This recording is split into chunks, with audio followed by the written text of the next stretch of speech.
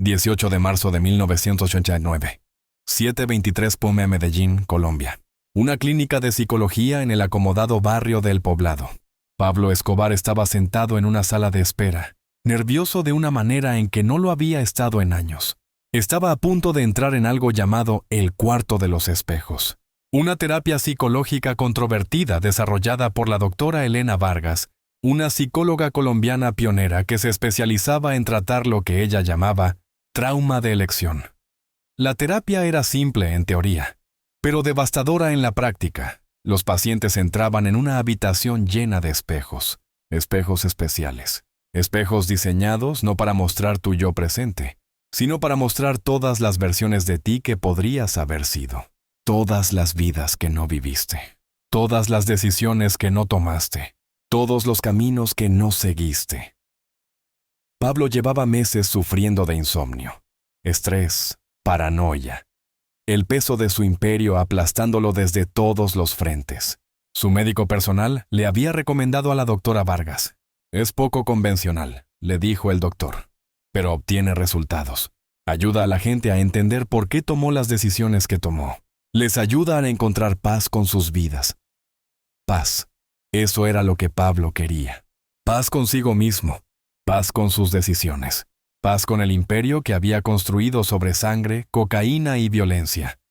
No sabía que al entrar en el cuarto de los espejos vería cosas que lo perseguirían por el resto de su vida.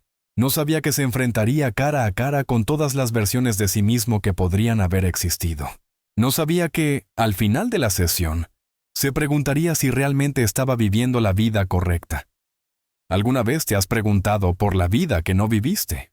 ¿Alguna vez te has quedado despierto por la noche pensando en qué habría pasado si hubieras tomado otras decisiones? Si hubieras girado a la izquierda en lugar de a la derecha. Si hubieras dicho que sí en lugar de no. Si hubieras elegido el valor en lugar del miedo, o la seguridad en lugar del riesgo. La mayoría de las personas tienen esos pensamientos de vez en cuando, pero la mayoría de las personas no tienen acceso a el cuarto de los espejos.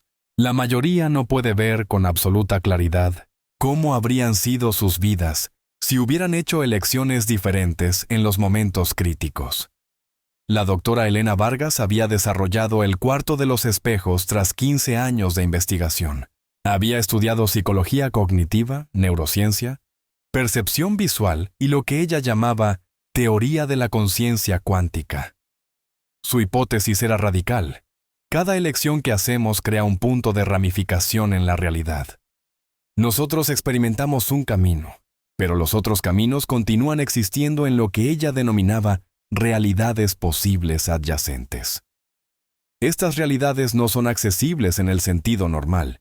No podemos visitarlas, no podemos vivir en ellas, pero bajo las condiciones adecuadas, usando la combinación correcta de manipulación sensorial, sugestión hipnótica y estimulación neurológica, podemos percibirlas. El cuarto de los espejos era la culminación de su investigación. Una sala hexagonal, 6 paredes. Cada pared cubierta completamente de espejos. Pero no eran espejos normales. Estaban diseñados usando una combinación de vidrio unidireccional, tecnología de proyección, sutiles efectos de iluminación y lo que la doctora Vargas llamaba algoritmos de sugestión perceptual. Cuando un paciente entraba en el cuarto de los espejos y pasaba por la preparación adecuada, comenzaba a ver reflejos de sí mismo, pero no su yo actual, sus otros yoes. Las versiones de sí mismo que existían en esas realidades posibles adyacentes. Las versiones que habían tomado decisiones distintas. La terapia era controvertida. Algunos psicólogos la calificaban de pseudociencia. Algunos la consideraban peligrosa, otros poco ética. Pero los pacientes que la experimentaban reportaban percepciones profundas. Una comprensión intensa de su propia psicología. Claridad sobre por qué se habían convertido en quienes eran. Pablo Escobar quería esa claridad. La necesitaba.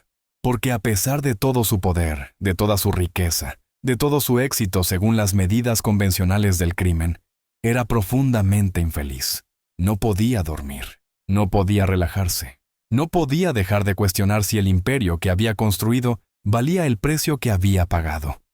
La doctora Vargas se reunió con Pablo antes de la sesión. Era una mujer de unos 50 y tantos años, profesional, serena. Había trabajado con miembros del cartel antes. No juzgaba, no moralizaba. Simplemente trataba de ayudar a las personas a comprenderse a sí mismas. Antes de comenzar, explicó la doctora Vargas, necesito que entienda lo que el cuarto de los espejos le mostrará. No mostrará fantasías, no mostrará deseos cumplidos. Mostrará las versiones más probables de usted mismo que habrían resultado de diferentes decisiones en los momentos críticos de su vida. No son sueños, no son alucinaciones, son extrapolaciones matemáticas basadas en su personalidad, sus circunstancias, su entorno y las opciones disponibles en momentos específicos. ¿Cómo funciona?, preguntó Pablo. Los espejos están conectados a un sistema computarizado, explicó la doctora Vargas. Antes de la sesión, responderá a un extenso cuestionario sobre su vida, momentos críticos, decisiones importantes, los caminos que eligió y los que no. El sistema analiza esa información junto con datos de su perfil psicológico. Luego, cuando entra en el cuarto de los espejos le mostrarán representaciones visuales de esos yoes alternativos. Su cerebro las interpretará como reflejos, pero en realidad son proyecciones. Proyecciones de probabilidad. Proyecciones de lo que pudo haber sido. ¿Es real?, preguntó Pablo. ¿O es solo tecnología que me hace ver cosas? Esa es la pregunta profunda, respondió la doctora Vargas con una leve sonrisa. ¿Hay alguna diferencia? Si su cerebro lo percibe como real, si la probabilidad matemática sugiere que esa versión de usted existiría bajo otras circunstancias, entonces, ¿en qué sentido no es real? La realidad es más compleja de lo que solemos admitir. El cuarto de los espejos simplemente revela esa complejidad. Pablo no estaba seguro de entender, pero estaba dispuesto a intentarlo. Estaba lo bastante desesperado como para probar casi cualquier cosa. La preparación duró 2 horas. Un cuestionario exhaustivo, perfil psicológico, entrenamiento de neurorretroalimentación para alcanzar el estado mental adecuado, sugestión hipnótica para preparar su conciencia para lo que estaba a punto de percibir. La doctora Vargas era minuciosa, profesional. Se tomaba su trabajo muy en serio. Finalmente, exactamente a las 9:47 p.m., Pablo estaba listo para entrar en el cuarto de los espejos. La doctora Vargas lo condujo hasta una pesada puerta de madera. Una vez que entre, le dijo, estará solo. La puerta se cerrará con llave. Pasará 1 hora en la habitación. Durante esa hora, simplemente mire los espejos. No intente analizar lo que ve. No intente racionalizarlo. Solo observe. Permita que su conciencia explore las posibilidades. Cuando la hora termine, la puerta se abrirá automáticamente. Saldrá del cuarto y hablaremos de lo que haya experimentado. ¿Dolerá?, preguntó Pablo. No físicamente, respondió la doctora Vargas. Pero psicológicamente. Eso depende de lo que vea. Depende de cuán diferentes sean sus otras vidas respecto a la que vive. Depende de si puede aceptar las decisiones que tomó. Pablo respiró hondo y entró por la puerta hacia el cuarto de los espejos. La puerta se cerró detrás de él con un golpe pesado. El cerrojo hizo clic. Pablo permaneció unos segundos en la oscuridad. Luego, lentamente, las luces comenzaron a encenderse. No luces brillantes, sino una iluminación suave, difusa, que parecía provenir de todas partes y de ninguna al mismo tiempo. La habitación era exactamente como la doctora Vargas la había descrito. Hexagonal, 6 paredes, cada una completamente cubierta de espejos. Pablo podía verse reflejado infinitamente en todas direcciones. Se veía a sí mismo con la ropa casual que había llevado a la clínica, cansado, más viejo de lo que indicaban sus 39 años, con el aspecto de un hombre que cargaba sobre los hombros el peso de un imperio. Se quedó allí unos instantes, observando su propio reflejo, esperando, preguntándose si algo ocurriría. Y entonces comenzó. El reflejo que tenía justo enfrente empezó a cambiar, de manera sutil al principio. La ropa se transformó, la edad varió, la expresión se modificó, y Pablo se encontró mirando una versión de sí mismo que nunca había visto antes. Una versión de sí mismo aproximadamente de su misma edad, pero vestida de forma distinta. Llevaba una camisa y un pantalón simples, ropa de obrero. Su rostro mostraba el desgaste del trabajo físico. Se veía cansado, pero en paz, con el semblante de alguien que había vivido una vida dura, pero honesta. Esa versión de Pablo era un trabajador de la construcción. El reflejo lo mostraba con manos callosas, con la piel dañada por el sol, con el cuerpo de quien ha pasado décadas haciendo trabajo físico. Ese Pablo nunca había dejado Medellín. Nunca había entrado en el negocio de la cocaína. Nunca había construido un imperio. Simplemente había trabajado, día tras día, año tras año, construyendo casas, edificios, infraestructura para una ciudad que crecía y cambiaba a su alrededor. Pablo miró fijamente ese reflejo, esa versión de sí mismo, ese hombre que había tomado decisiones diferentes, ese hombre que había elegido la seguridad en lugar del riesgo, el trabajo honesto en lugar del crimen, y el reflejo lo miraba de vuelta, no con reproche, simplemente existiendo, siendo otra versión del mismo hombre. Entonces otro espejo se activó, una pared distinta, otro reflejo, otra versión de Pablo. Este era más joven, 20 y tantos años. Vestía un uniforme de policía, aseado, profesional, con una mirada que transmitía determinación e idealismo. Ese Pablo había elegido las fuerzas del orden. Había ingresado a la Policía Nacional de Colombia. Había dedicado su vida a combatir el crimen, no a cometerlo.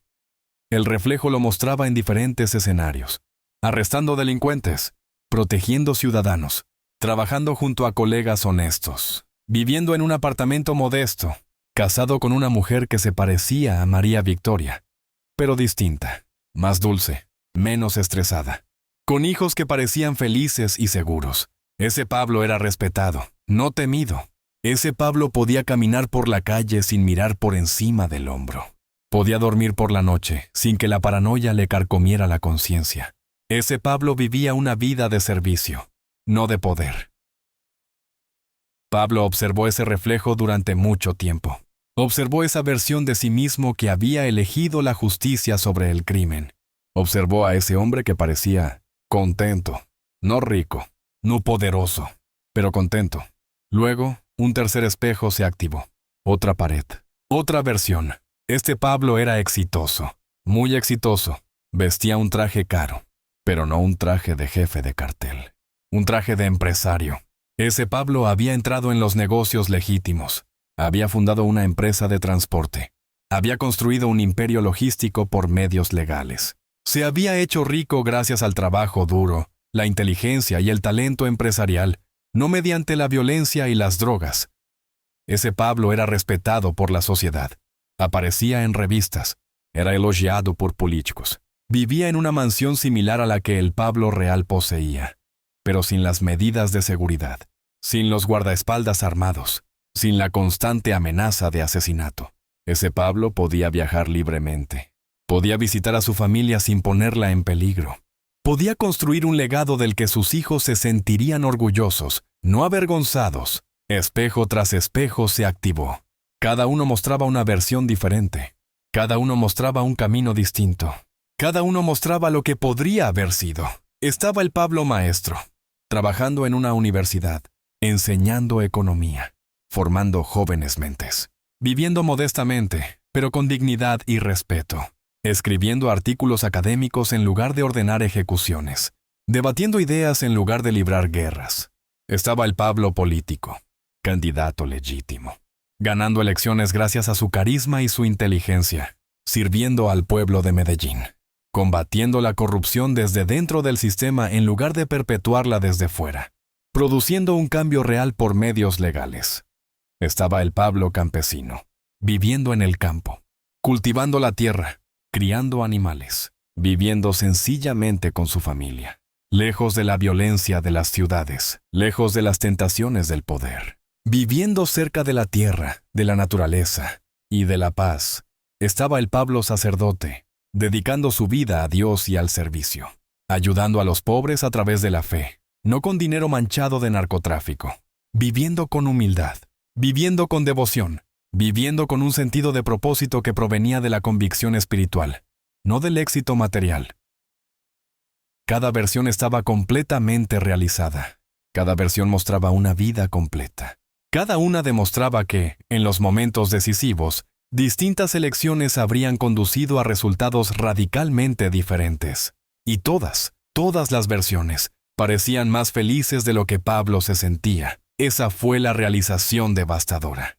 Cada versión alternativa parecía haber encontrado algo que el Pablo real había perdido. Paz, propósito, conexión, sentido.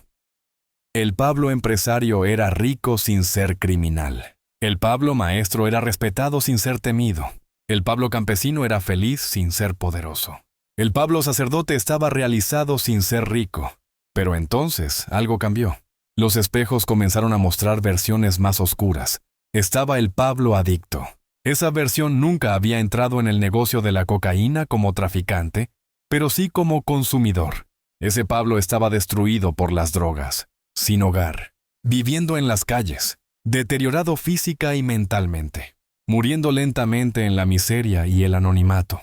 Ese Pablo también había tomado malas decisiones. Solo que eran otras malas decisiones. Estaba el Pablo víctima. Esa versión había intentado resistirse a los carteles. Se había enfrentado a la corrupción. Había tratado de ser un héroe. Y lo habían matado por ello, joven, en sus 20s, asesinado por los mismos criminales en los que el Pablo real se había convertido. Ese Pablo había elegido el valor, pero había pagado el precio máximo por ese valor. Estaba el Pablo colaborador. Esa versión se había unido a los esfuerzos del gobierno contra las drogas. Se había convertido en informante. Había traicionado a todos los que conocía. Y había pasado su vida bajo protección de testigos, viviendo con un nombre falso, aislado de todos los que alguna vez amó. Vivo, pero completamente solo. Estaba el Pablo quebrado. Esa versión había intentado construir un negocio legítimo, pero había fracasado. Había caído en bancarrota. Había perdido todo. Había vivido en pobreza y vergüenza.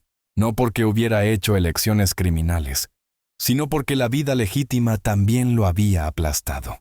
Ese Pablo había jugado según las reglas, y aún así había sido destruido. Estas versiones más oscuras eran importantes. Mostraban que elegir distinto no garantizaba mejores resultados. Mostraban que la vida era compleja, que cada camino tenía riesgos, que cada decisión tenía consecuencias, que no existía una respuesta correcta simple, que lo hubiera solucionado todo. Y entonces se activó el último espejo, el espejo directamente opuesto a la puerta, el espejo central, el espejo más importante. Ese espejo no mostraba una versión diferente de Pablo. Ese espejo mostraba al Pablo actual, pero lo mostraba de una forma en que nunca se había visto a sí mismo antes. Lo mostraba con total honestidad, con toda apariencia despojada, con todas las racionalizaciones eliminadas, con todo autoengaño borrado. Ese reflejo mostraba a Pablo Escobar tal como realmente era. Un hombre que había elegido el poder por encima de la paz. Un hombre que había elegido la riqueza sobre la integridad. Un hombre que había elegido la violencia en lugar del amor. Un hombre que había construido un imperio sobre el sufrimiento de otros. Un hombre que había destruido miles de vidas en busca de sus propias ambiciones. Pero el reflejo también mostraba otra cosa. Mostraba al ser humano debajo del monstruo. Mostraba al niño de Río Negro que había crecido pobre y desesperado. Mostraba al joven que había mirado el mundo y había visto injusticia e inequidad, y que había decidido que prefería ser poderoso antes que ser una víctima.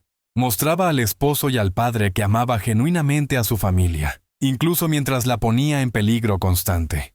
Mostraba la complejidad de un ser humano que no era completamente malvado ni completamente bueno, sino una mezcla de ambos. El espejo central no emitía juicio, simplemente mostraba la verdad. Y la verdad era más devastadora que cualquier acusación. Pablo cayó de rodillas. Las lágrimas le corrían por el rostro, porque por fin entendió lo que el cuarto de los espejos le estaba mostrando.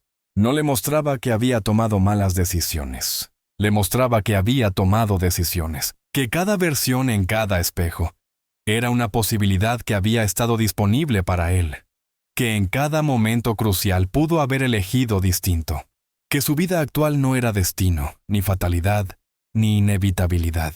Era el resultado de decisiones específicas tomadas en momentos específicos.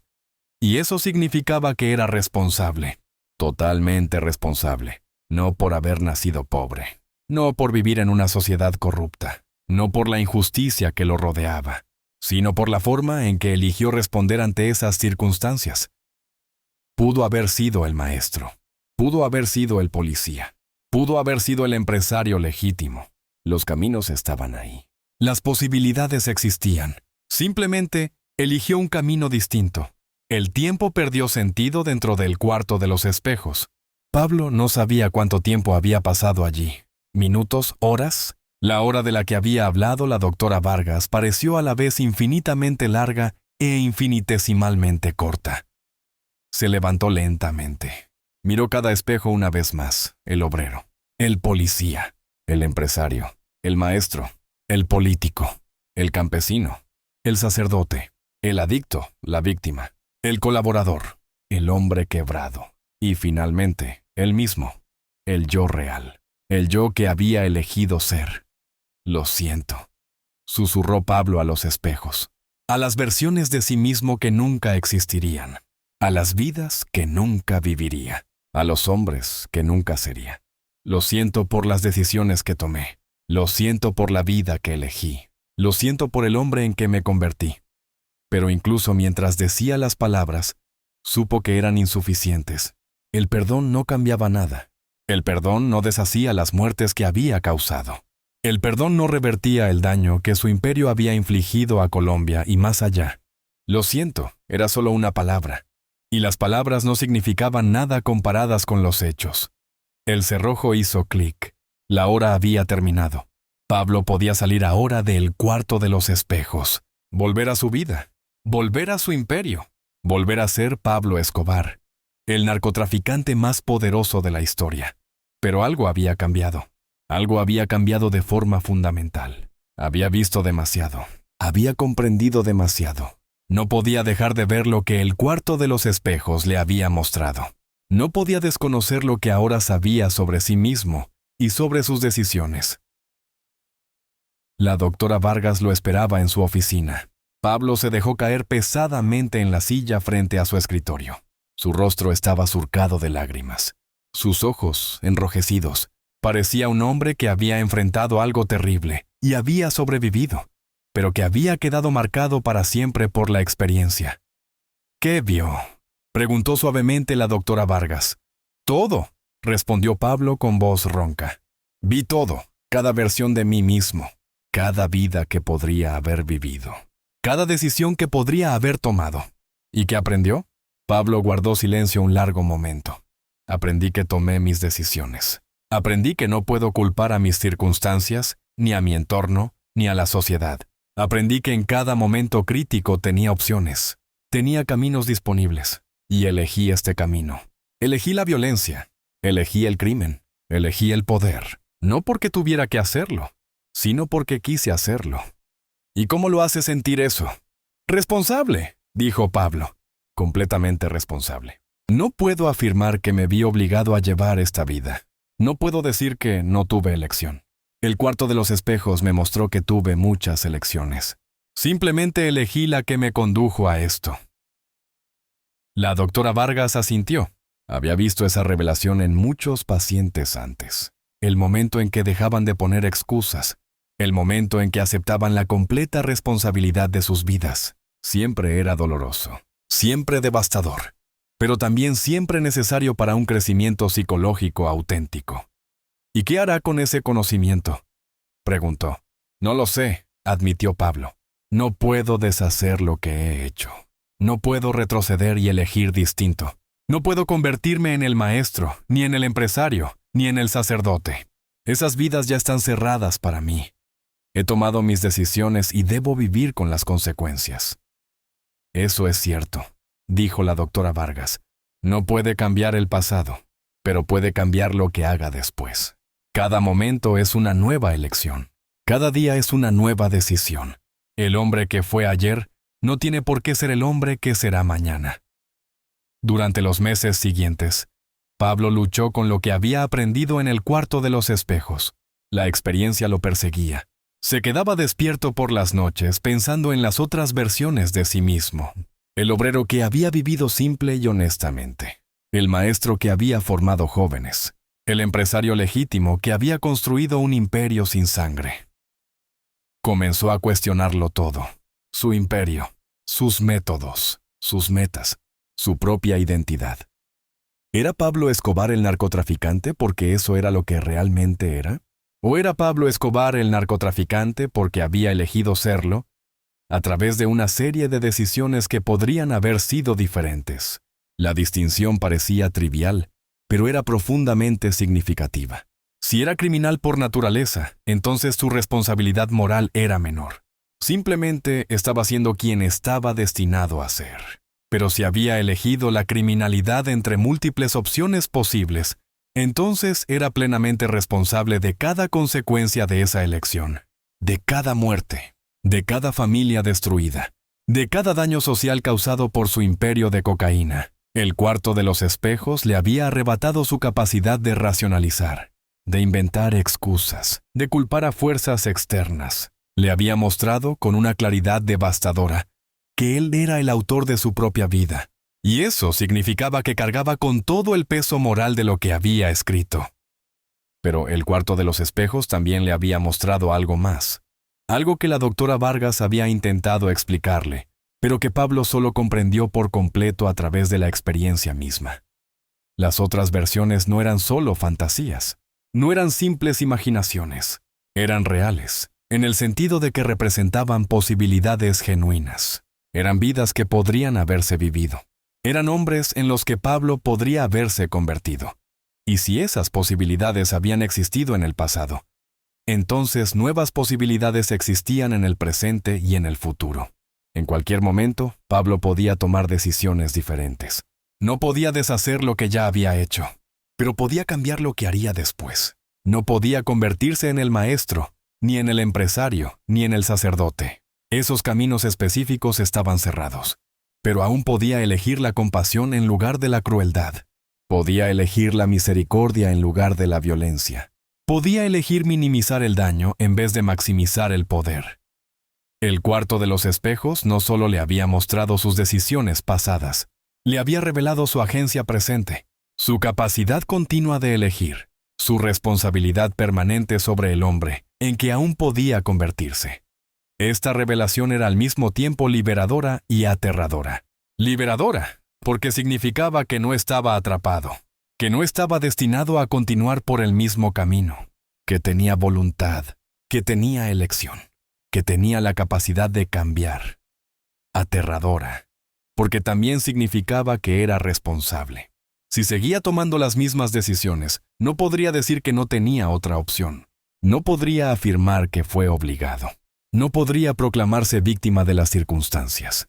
Sería simplemente un hombre eligiendo seguir siendo la persona que había decidido ser. Pablo comenzó a ya hacer pequeños cambios. No reversiones dramáticas, no transformaciones súbitas, sino pequeños y graduales ajustes de comportamiento que reflejaban una psicología distinta. Pasaba más tiempo con su familia, tiempo realmente presente. No solo proximidad física mientras su mente estaba ocupada con los negocios del cartel, sino un compromiso genuino. Escuchaba a sus hijos, conversaba con María Victoria. Intentaba ser un esposo y un padre, en lugar de un narcotraficante que simplemente tenía una familia. Empezó a cuestionar sus órdenes antes de darlas. Cuando alguien sugería la violencia como solución a un problema, Pablo se detenía y preguntaba, ¿es necesario? ¿Hay otra manera? ¿Podemos lograr nuestro objetivo sin matar? No siempre. No se convirtió en pacifista de la noche a la mañana. Su imperio seguía funcionando mediante la intimidación y la violencia, pero la frecuencia disminuyó. La brutalidad casual se redujo. El recurso automático al asesinato como primera opción comenzó a ser cuestionado. Empezó a donar dinero a causas que realmente ayudaban a la gente, no como maniobras de relaciones públicas ni como intentos de comprar legitimidad, sino en silencio. Donaciones anónimas a escuelas, a hospitales, a programas que ayudaban a los niños a escapar de la pobreza. Usar dinero manchado de sangre para intentar crear algo bueno, sabiendo que eso no equilibraba la balanza, pero haciéndolo de todos modos, porque la alternativa era no hacer nada.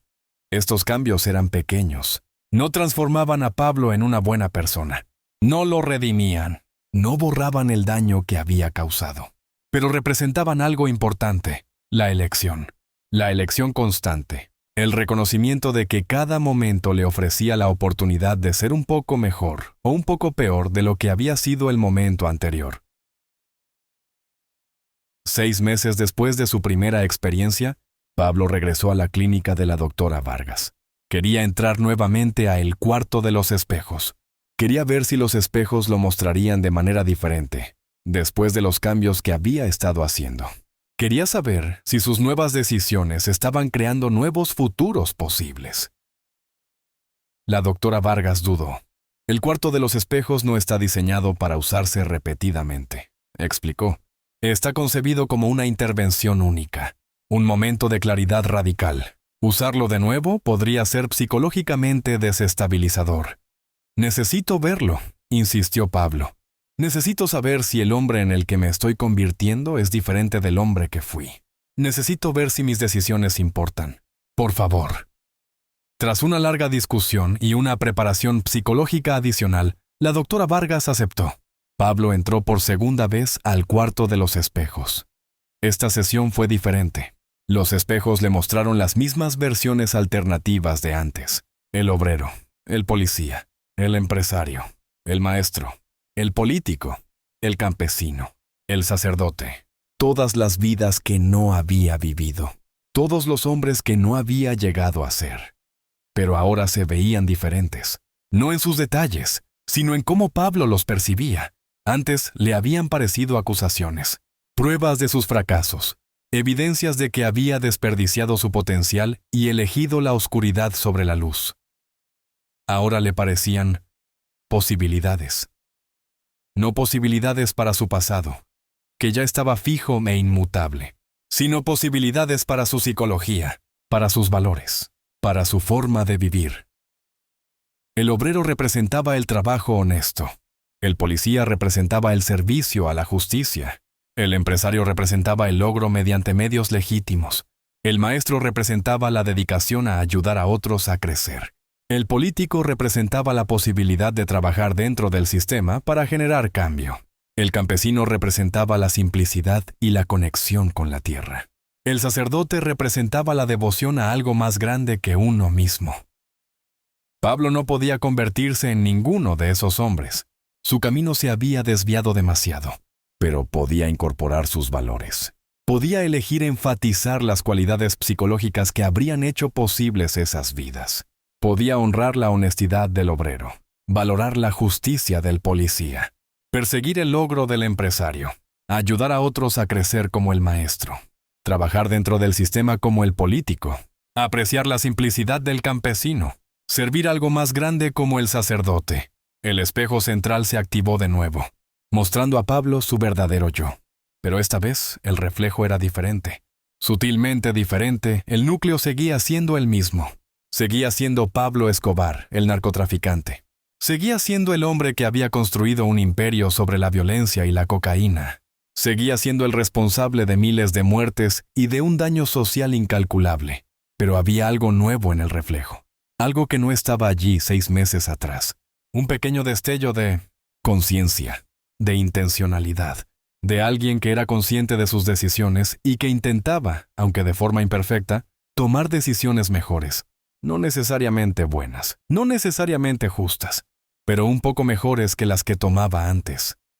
El reflejo mostraba a un hombre que seguía siendo un criminal, pero que empezaba a cuestionar su criminalidad. Que seguía siendo violento, pero que intentaba minimizar esa violencia. Que seguía siendo egoísta, pero que trataba de equilibrar ese egoísmo con una consideración ocasional hacia los demás.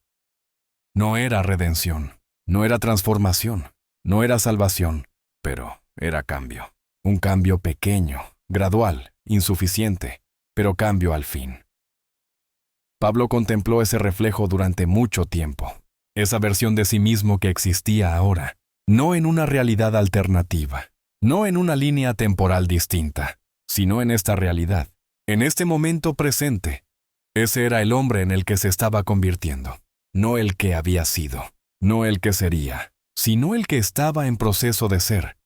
a través de las decisiones que estaba tomando en ese instante, y esa comprensión le trajo una cierta paz, no la paz de la inocencia, ni la paz de la redención, sino la paz de la autoconciencia, la paz de saber que era consciente de sus decisiones, que estaba asumiendo la responsabilidad de lo que estaba llegando a ser, que no estaba caminando dormido por su vida, tomando decisiones en piloto automático, sino que estaba eligiendo activamente su camino, con plena conciencia de las alternativas.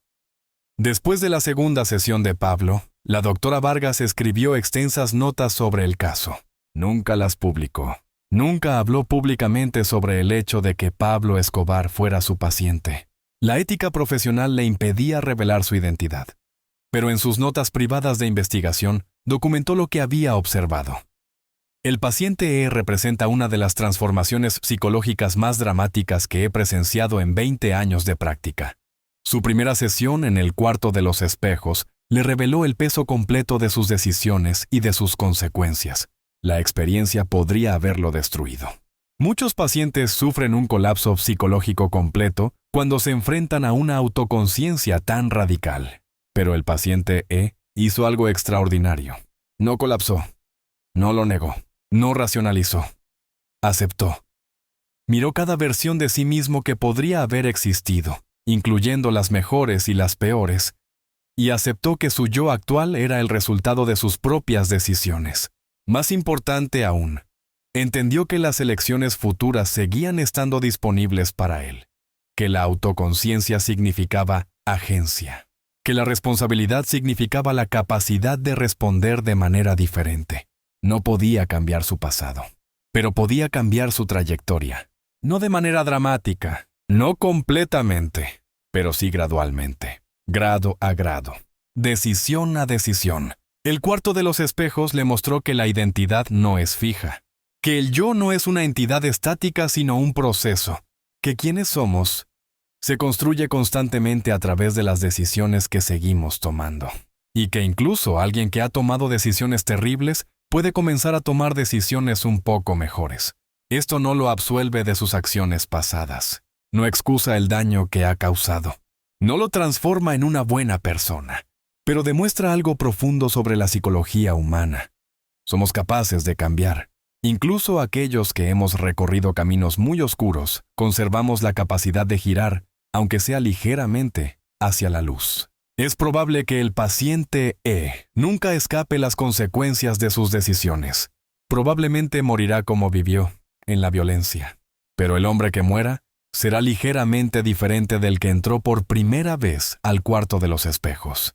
Y esa diferencia, por pequeña que sea, importa, porque demuestra que no somos prisioneros de nuestros antiguos yoes. Somos creadores de nuestros futuros yoes. Y esa creación ocurre una decisión a la vez. El cuarto de los espejos ya no existe. La doctora Elena Vargas murió en 1995. Su clínica fue cerrada. Su método terapéutico, controvertido, nunca fue adoptado de forma general. El equipo fue desmantelado. La tecnología nunca volvió a replicarse. Pero los pacientes que experimentaron el cuarto de los espejos nunca lo olvidaron. Llevaron consigo el recuerdo de esas reflexiones por el resto de sus vidas. Recordaban las otras versiones de sí mismos, los caminos no tomados, las decisiones no hechas, las vidas no vividas. Y quizás esa memoria en sí misma fue la terapia. No la tecnología, no los espejos, sino la idea de que, en cada momento, estamos eligiendo quiénes nos convertimos, que nuestro yo actual no es inevitable, que podríamos haber sido diferentes y aún podemos llegar a ser diferentes, que la identidad no es fija, sino fluida, que la responsabilidad no es una carga, sino una oportunidad, que la autoconciencia no es un lujo, sino una necesidad. Pablo Escobar experimentó el cuarto de los espejos 2 veces. Las sesiones lo cambiaron de formas sutiles, tan sutiles que quizás quienes lo rodeaban ni siquiera lo notaron. Seguía siendo un narcotraficante, seguía siendo un criminal, seguía siendo responsable de un daño inmenso, seguía siendo el mismo hombre, en casi todos los aspectos observables. Pero internamente, algo se había desplazado. Un pequeño cambio. Un cambio en la conciencia. Un cambio en la manera en que se percibía a sí mismo y a sus decisiones. Un cambio que significaba que era un poco más consciente, un poco más intencional, un poco más responsable del hombre en que se estaba convirtiendo. ¿Importó? En el gran esquema de las cosas, probablemente no mucho. Sus crímenes seguían siendo sus crímenes. Sus víctimas seguían siendo sus víctimas. Su imperio seguía causando un daño incalculable. Pero tal vez importó un poco. Quizás los pequeños cambios sumaron algo significativo. Quizás las mejoras incrementales en sus decisiones crearon ondas que afectaron a otros de maneras que nunca podrían medirse ni comprenderse por completo. O tal vez no. Tal vez siguió siendo, en lo fundamental, la misma persona de siempre, solo con mayor autoconciencia. Tal vez el cuarto de los espejos no cambió nada excepto su narrativa interna sobre sí mismo. Los espejos mostraban posibilidades, pero las posibilidades no son realidades. Las otras versiones de Pablo Escobar existían solo como potencial, como probabilidad matemática, como experimento filosófico. La única versión que realmente existía, la única que realmente importaba, era la versión que tomaba decisiones, la que vivía en la realidad, la que impactaba a personas reales, de maneras reales. Y esa versión, ya fuera transformada o simplemente más consciente, seguía siendo Pablo Escobar. Narcotraficante, criminal, padre, esposo, ser humano, complejo, contradictorio, capaz tanto de un gran daño como de pequeñas bondades, ni completamente malvado ni completamente bueno, sino en algún punto intermedio, como la mayoría de los humanos, como todos nosotros. El cuarto de los espejos le mostró eso, y tal vez ese conocimiento en sí mismo tenía valor. Tal vez vernos con claridad, en toda nuestra complejidad y contradicción, sea el primer paso para convertirnos en algo ligeramente mejor de lo que somos ahora. O quizás no cambie nada. Quizás somos quienes somos, y ningún grado de autoconciencia puede alterar fundamentalmente esa realidad. Los espejos no responden esa pregunta, solo reflejan, solo muestran posibilidades. Lo que hacemos con esos reflejos, las decisiones que tomamos después de verlos, eso depende de nosotros. Cada momento es un espejo. Cada elección es un reflejo. Cada acción muestra en quién nos estamos convirtiendo. La pregunta es, ¿estamos mirando? ¿Nos estamos viendo con claridad? ¿Estamos asumiendo la responsabilidad del reflejo que estamos creando?